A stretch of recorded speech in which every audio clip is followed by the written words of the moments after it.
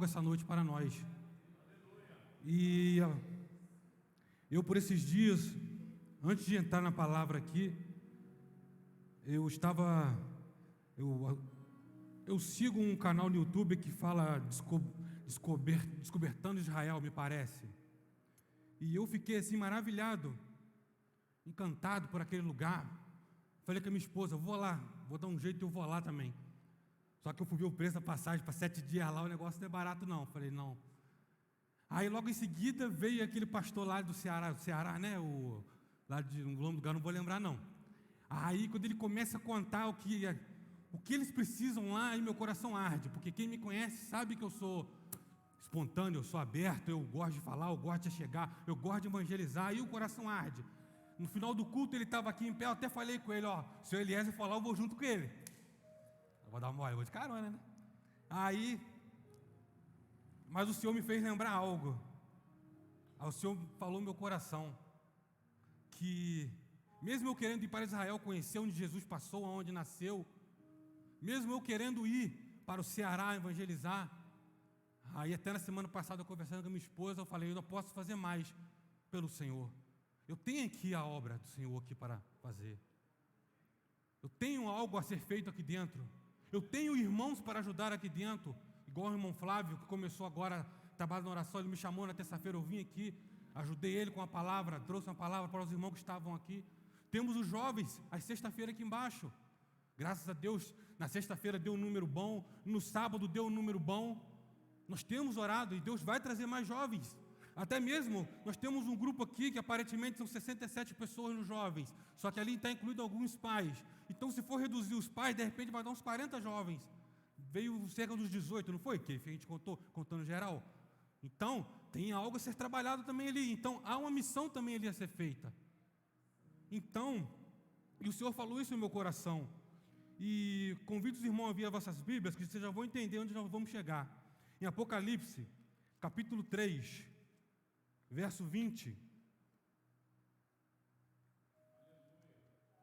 Todos conhecem essa passagem, muito conhecida.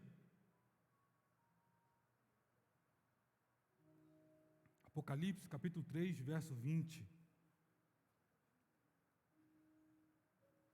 A 7ª carta, aonde João escreve Apocalipse. Amém? Eis que estou à porta e bato.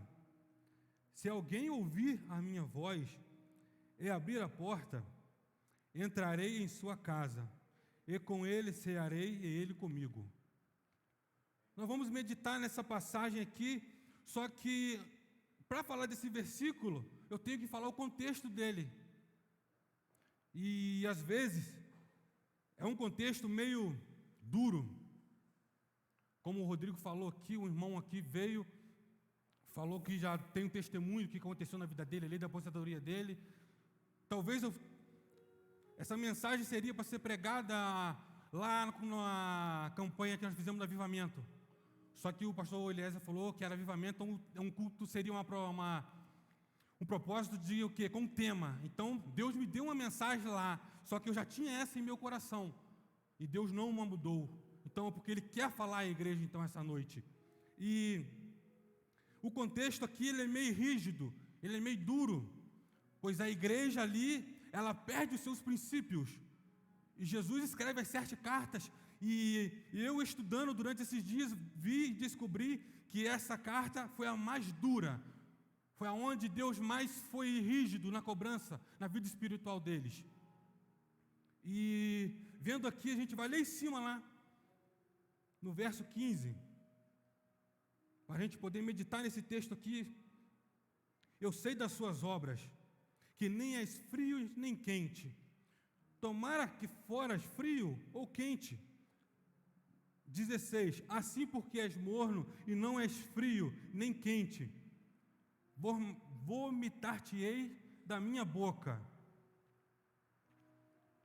Como eu disse aqui, a igreja ela perde os seus princípios, ela perde a sua essência e começa a deixar o mundo entrar nela. E o Senhor vai tratar eles da seguinte forma. Talvez, eu vou tentar explicar para vocês de uma forma bem simples, a gente tem tempo. E o que acontece? O Senhor começa a tratar eles da forma que eles viviam, a forma eles estavam. Por quê? Quando ele vai falar aqui que vomitar-te-ei, ou porque és quente ou frio, aqui está se referindo à água que eles tinham lá. A água que eles tinham lá chegavam até a cidade quente, ou morna, ou salubre, ou turva. E quando vai se beber ela, dá ânsia de vômito. Só que eu vejo aqui algo interessante, que no verso 17 está dizendo assim, logo no começo, como dizes? Então, se você pegar daquela vírgula, vomitar-te-ei da minha boca, como dizes, para mim eu vejo da seguinte forma e da seguinte maneira. Eles vão falar algo na frente assim, rico sou, estou enriquecido e de nada tenho falta.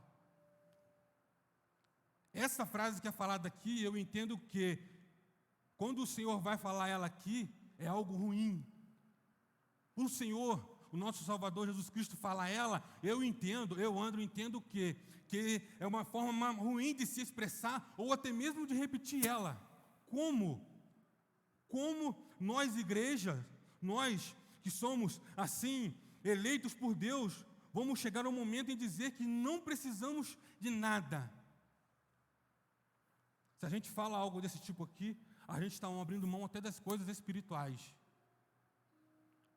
Estamos abrindo mão da oração, estaríamos abrindo mão da palavra, estaríamos abrindo mão das riquezas do céu. E o Senhor vai tratar eles dessa maneira. Vai usar, porque eles deixaram a frieza espiritual entrar dentro da igreja. Eles deixaram o mundo entrar dentro da igreja. Aí o Senhor vai falar mais à frente. E não sabes que és um desgraçado, um miserável, pobre, cego e nu. Forte, né? Tem uma outra tradução na Bíblia, a Mensagem, que é bem mais forte que isso aqui, só que é outra tradução. É bem mais forte. A gente senta para olhar, quando eu li isso aqui, falei, meu Deus, como a igreja deixou-se chegar dessa forma? Como? Aí eu, estudando e meditando, o Senhor falava comigo. Como eu e você, conhecedores do Evangelho, conhecedores de Jesus Cristo, vamos deixar o amor de Deus de lado? Como essa igreja deixou de lado o amor de Deus? Obrigado, meu irmão. Como? Vemos os dias de hoje. Agora surgiu a igreja inclusiva, né? Vem, mas não mude, né? Fique como está. E não é nenhuma mentira isso que eu estou falando. Venha e permaneça da maneira que está. É esses que vão morar no céu? Será que são esses que vão receber a coroa? Sabemos que quando a gente aceita Jesus, nós devemos passar por um quadro de mudança espiritual, devemos passar a ser diferentes. E essa igreja é levantada, é erguida e ela perde os seus princípios. E eu, estudando um pouco, fui parar para ver uns vídeos a respeito dessa cidade. E em 2020 foi descoberto, os arqueólogos descobriram lá uma casa muito grande, aproximadamente 19 cômodos. E ao entrar nela, porque acham que essa casa pode ser a casa de onde acontecia esses cultos, onde poderia ser a igreja, não é certo, pois ainda estão estudando. Porque na entrada da porta da casa há um círculo no chão com um sinal mostrando um símbolo cristão, só que ao mesmo tempo que é um símbolo cristão, há um símbolo do Deus Sol, porque eles já estavam se perdendo e já estavam adorando a Jesus e adorando ao Deus Sol. E ao entrar naquela casa, há um corredor muito grande, há um salão mais ou menos desse tamanho, e para o outro lado há um lugar parecido como esse, que num canto um altar e para cá um salão. Então, dá a entender que ali possa ser essa igreja. E o interessante que Paulo, ele vai escrever ele deixa a passagem em Colossenses, que eu estava salvo aqui o versículo, agora me perdi o versículo.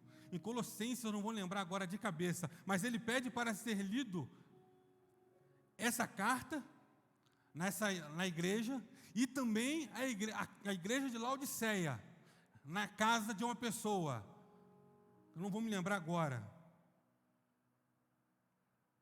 Meu amigo, bota em Colossenses 3:11, por favor, aí.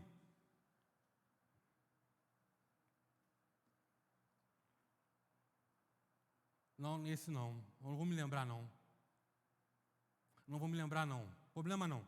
Mas aí dá a entender que é numa casa. E talvez esta casa poderia ser aonde essa igreja. Mas o que acontece aqui? Que essa casa, como eu disse, tem 19 cômodos. É uma casa enorme. E o interessante é que essa igrejinha fica lá no fundo.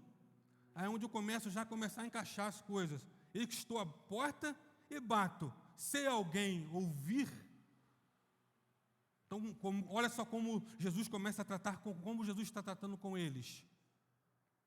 Uma casa muito grande, a igreja colocada ao fundo. Depois você pode procurar isso no YouTube que você vai achar lá. Está ao fundo. E voltando aqui em cima aqui, vemos que ele fala essa palavra dura com eles, mas ele já começa o quê? Falar com eles, que ele dá um conselho. Olha só como é o amor de Deus conosco. Mesmo eles não precisando de nada, o Senhor ainda não os deixou de lado. O Senhor ainda não os deixou de lado. Aí o Senhor vai falar bem assim, verso 18.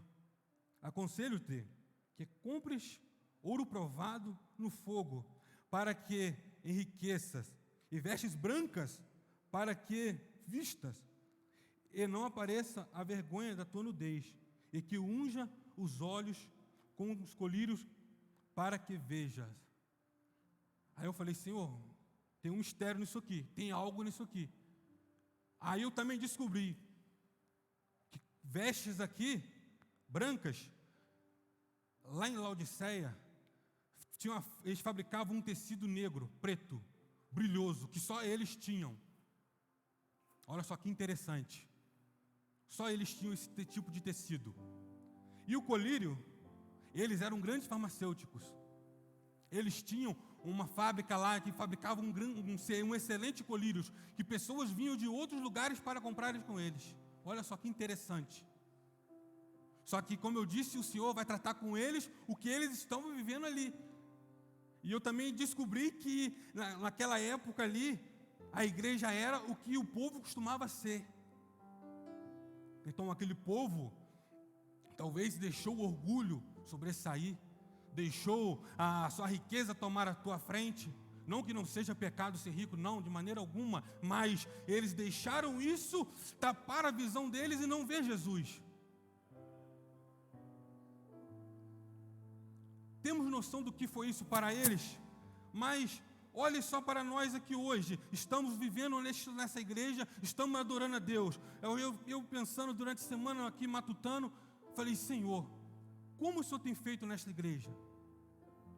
Esse ano, no comecinho do ano, tivemos aqui, a propósito aqui, aquele estudo sobre o arrebatamento, né?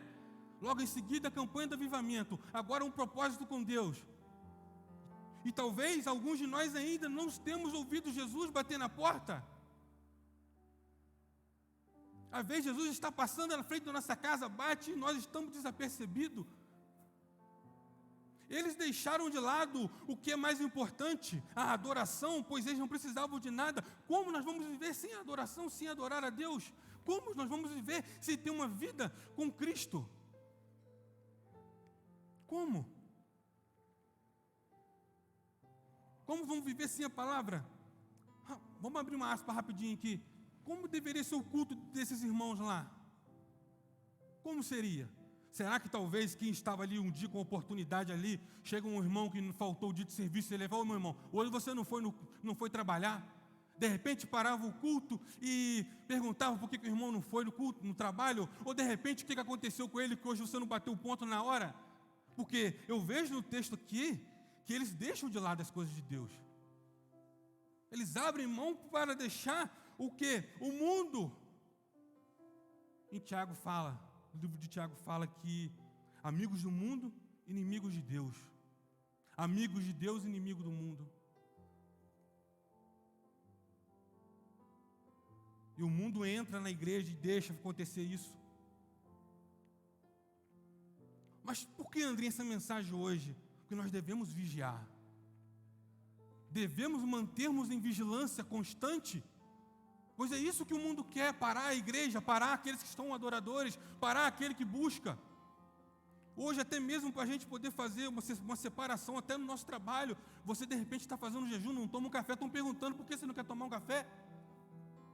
E se você não puder dar uma satisfação ali sem ter que mentir, porque de repente você vai falar que você está fazendo jejum, você não está tomando café, você não está almoçando, os caras vão te chamar de maluco. Você é maluco? Você está trabalhando, puxando peso aí, cheio de equipamento, e não está almoçando, não está tomando café. Ei, mas como eu disse, o mundo não entende o que nós vivemos ou o que nós vamos receber no céu. Já começar, agora eu vou começar a falar o que Deus deixa para nós aqui. Aleluia, Jesus. Ouro provado no fogo, ouro purificado no fogo, para nós, meus irmãos, é a verdadeira fé. Esses irmãos estavam precisando de fé. Fé é purificada na fornalha. É interessante, se a gente pegar o ouro, a gente queimar ele, você vê que ele fica escurecido. Se pegar para alguém e entregar em alguém que não conhece, ele nem conhece que é ouro. Mas hoje tem muitos produtos químicos, se você joga assim no produto químico ali, ele já muda de cor na hora. Então, para alguns, se você pegar um ouro e der para ele, não vai ter valor, porque não sabe o que é. Mas aquele que sabe o que é a verdadeira fé, aquele que sabe qual é o propósito de Deus para a nossa vida, vai entender. E é assim: adquirir a verdadeira riqueza é investir naquilo que é eterno e incorruptível. 1 Pedro capítulo 1, verso 18. Dá para você botar aí, meu amigo?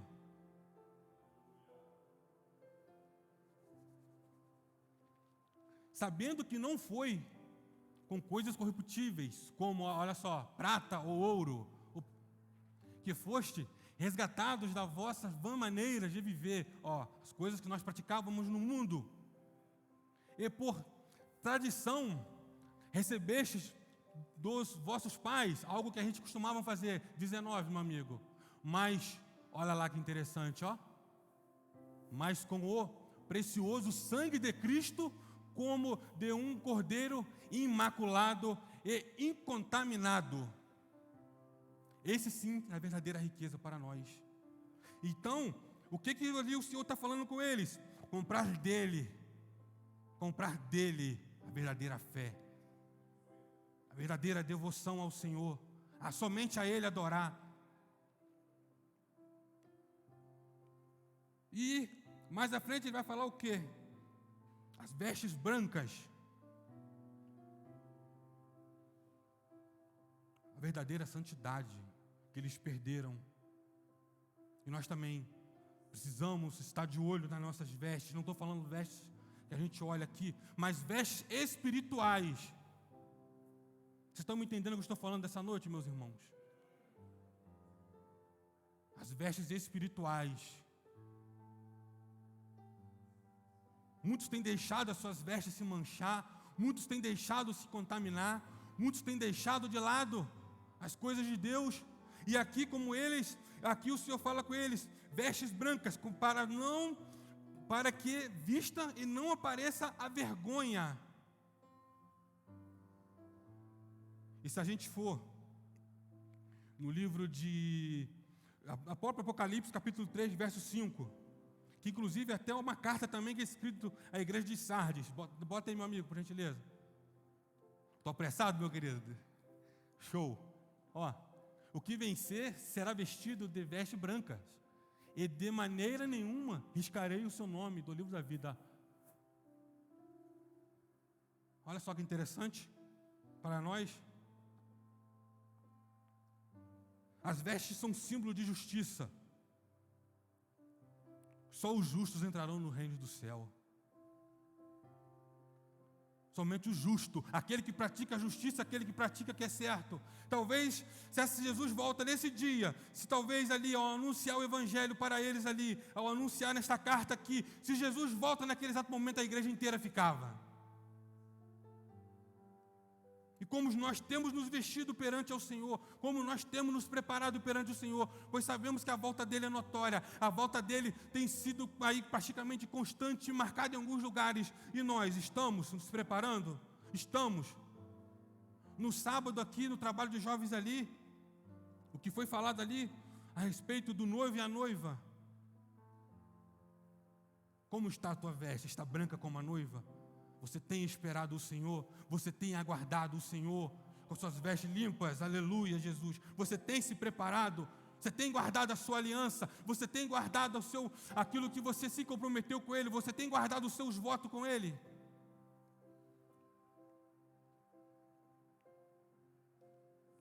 Muitos têm deixado de lado. Muitos têm deixado de lado. Muitos têm sujado as suas vestes brancas. Muitos têm deixado se contaminar com o mundo. Talvez se eu pedir aqui para cada um levantar suas mãos para dizer o quê? Perguntando se você conhece alguém que está desviado. Se eu for levantar, eu levanto as duas mãos, eu dou um pulo com os dois pés. As pessoas vêm para a igreja, só que chega aqui, quer encontrar algo fácil, algo que... Não, no mundo tereis aflições. E vemos as pessoas se afastando, como essa igreja se afastou, se deixou de lado. Mas o que eu quero dizer nessa noite para nós, que nós devemos buscar a verdadeira santidade, comprar dele a verdadeira santidade, pois só ele tem para nos dar. E nós compramos sem preço algum, pois ele nos dá de graça. Aleluia, Jesus. Ora voa, Jesus. O colírio. Iluminação espiritual. Eles estavam sem iluminação espiritual. Estavam sem o Espírito Santo ajudando eles, pois o Espírito Santo é aquele que fala conosco quando nós fazemos algo de errado. E quando nós reconhecemos que fizemos algo de errado. Tem pessoas que fazem as coisas, acham que está sendo certa, pisa em alguém, machuca alguém, mas mesmo assim, não liga. Não liga, não olha para o próximo, não se preocupa com o próximo. E eles precisavam eles mesmos fabricavam um colírio e precisavam de um colírio, mas de um colírio espiritual. Uma certa vez eu vi um vídeo, um jovem cego, talvez o irmão deve ter visto, ele toca violão, não enxerga. E assim uma pessoa entrevistava ele. O mais interessante, que eu não sei se era alguém, um jornalista, ou era alguém da igreja que conversava com ele. Ele era cego, tocava e cantava. E essa pessoa pergunta a ele: o que você quer que o Senhor faça por você hoje? Talvez eu queria, não, quero ver. Eu esperava também essa resposta dele, eu quero ver. Mas não foi essa a resposta dele. Sabe qual foi a resposta dele? Eu quero sair por aí cantando e pregando o Evangelho.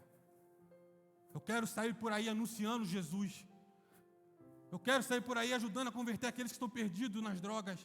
Foi isso que ele falou. Eu te falo, literalmente cego, mas espiritual. Não, estava vendo tudo, é até demais. A honra e glória do Senhor. Então nós devemos olhar lá na frente. Como eu disse lá em cima, com a fé. Fé é aquilo que a gente não vemos, que está lá na frente. Eu vejo o elevador pronto. Eu vejo aqueles que vão chegar aqui sendo convertidos. Eu vejo pessoas se arrependendo. Eu vejo pessoas futuramente sendo batizadas com o Espírito Santo. Eu vejo pessoas sendo renovadas. É isso. E isso sim, é ter uma visão espiritual. E nós precisamos ter. E precisamos estar em constante busca. Para que isso aconteça na nossa vida. Para isso que aconteça na igreja. E que outras pessoas venham ser acolhidas. Como eles deixaram isso? Aí o Senhor vai falar no verso 19: eu repreendo e castigo a todos quantos amo. Se, pois, zeloso e arrependeste. Claro que eu estou falando aqui para um grupo de crentes, irmãos em Cristo.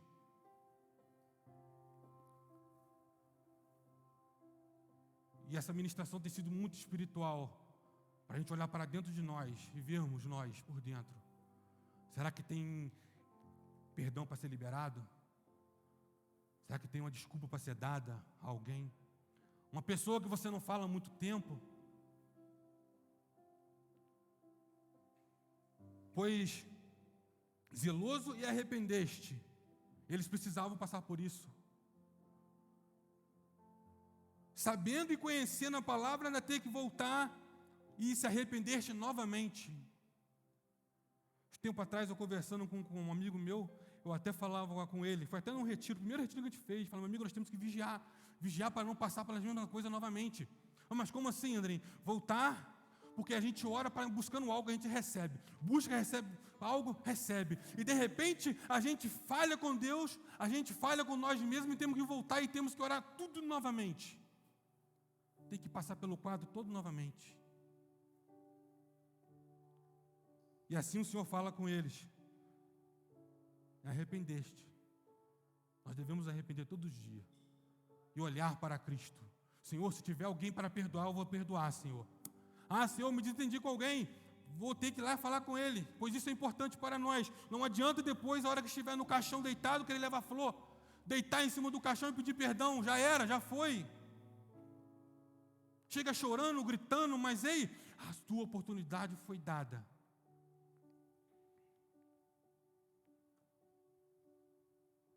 Verso 21. Eu vou estar concluindo já. Ao que vencer, lhe concederei que se assente comigo no meu trono. É assim como eu venci e me assentei com meu Pai no meu trono. Lhe concederei. E a gente faz uma análise assim, você vê que parece que esse texto está sendo lido, essa carta está sendo lida a uma pessoa. Estou até suando aqui, gente. Lido a uma pessoa, só você examinar e ler. Você pode ver aqui que poucas palavras no plural. Mas aí ele fala que é o que vencer. Então nós temos que lutar pela nossa salvação. Eles teriam que correr atrás novamente. Senão eles perderiam. Então, eu vejo e eu sei que a salvação é individual. Então, eu vejo nessa passagem, eu enxergo desta maneira, e vejo que o tempo todo parece estar dizendo para uma pessoa. Aí o Senhor Jesus diz no verso 21, ao que vencer, lhe concederei, você pode ver que não está no plural em momento algum, lhe concederei que se assente comigo no meu trono. Meu querido, salvação é individual, então depende de você.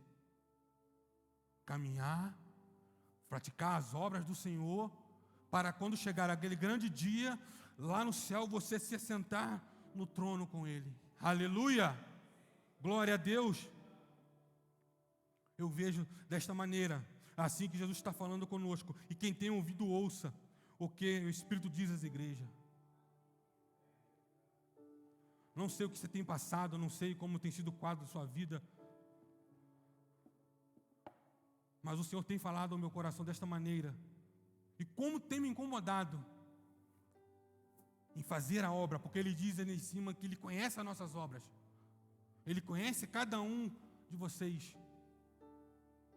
A pena que essa igreja, com tanta riqueza que ela tinha, como eu falei, uma casa muito grande, e o cara que fala sobre o arqueólogo que fala, diz que essa casa é de um grande milionário. Um momento oportuno para fazer a caridade, um momento oportuno de ajudar o próximo, um momento oportuno de poder abençoar aqueles que não têm nada. É isso que o Senhor quer de cada um de nós. E pede para nós essa noite nos despertarmos.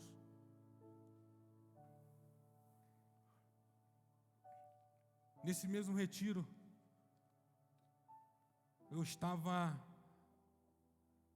a gente não tinha um lugar para estar orando assim, tipo um monte, algo desse tipo. Os jovens vão se lembrar, aqueles que participaram disso lá. Subiu eu e o Eric, por cima assim da casa, e tinha uma estradinha de chãozinho assim, um capim alto lá, e nós queríamos orar, vamos orar. Vamos para lá, isso era umas 10 horas da manhã, um sol quente, um calor, nós orando lá, dobramos e vamos orar. Ficamos lá mais ou menos até 1h da tarde. Descemos. Ao descer, eu avistei uma pessoa que estava no retiro conosco. Aí eu falei com a minha esposa, falei, amor, preciso falar algo com aquela pessoa. Fui lá, cheguei até ela, e o Senhor ministrou algo no meu coração naquele dia. Cheguei para ela e falei, filho, por que ainda não sentiste nada neste lugar? Isso já era o terceiro dia, já íamos para o quarto, praticamente o último dia. Por que não sentiste nada? Em 3 dias, aonde estamos orando, buscando, cantando louvores, o ambiente está diferente, só se fala de Jesus, só busca Jesus, então algo tem que acontecer, não tem como estarmos na presença dele e nada acontecer, e é isso que estava acontecendo na vida dessa pessoa, quieta num canto. Eu falei, aí as lágrimas começaram a rolar no rosto. Essa pessoa falou, eu não sei. Aí eu olhei e perguntei, o Senhor pede para te perguntar, você tem algum perdão para liberar? E continuo chorando. Aí, o que acontece? Essa moça fala, já tem tanto tempo que eu não falo com meu pai. Tem dias ou meses, eu não me recordo, já tem uns 4 anos já, quase. Eu não falo com meu pai há tantos dias. E chorando, não, mas libera o perdão hoje. Libera o perdão hoje, que vai acontecer algo, Deus já vai estar vendo o seu perdão já, e vai acontecer algo aí, já está perdoado. À noite, na hora do culto, convidamos o irmão para estar pregando lá. E o irmão, ao passar por ela, só de encostar a mão na cabeça dela, ela foi batizada com o Espírito Santo. Por quê? Ela colocou para fora aquilo que estava atormentando, aquilo que estava atrapalhando a busca dela. O Senhor estava batendo na porta do coração dela já há 3 dias ali naquele lugar, mas ele não conseguia entrar porque algo bloqueava. Como eu falei, o perdão. E isso bloqueava ela. E à noite, o irmão, depois que aconteceu o movimento lá no retiro, depois que acabou, o irmão me falou comigo, falei, Andrinho, eu não sei o que aconteceu, que eu só encostei nela. Eu falei, não, meu amigo, eu já sei tudo o que aconteceu. Aí eu expliquei para ele. Isso pode acontecer com qualquer um de nós aqui, meus irmãos. Só basta nós reconhecermos o Senhor e abrir o nosso coração, abrir a porta do nosso coração para Ele, que Ele fará. Basta nós nos despertarmos. Convidar o Bernardo aqui, convidar a igreja a ficar de pé. Nós iremos cantar um louvor. Basta nós nos despertarmos como igreja, continuar, ligarmos no que Deus tem preparado para nós. Basta nós continuarmos dessa maneira, em busca, com propósito com Deus, que Deus está fazendo algo. Nós ainda não estamos vendo, mas nós temos fé que Ele já está realizando lá na frente. Aleluia, glória a Deus.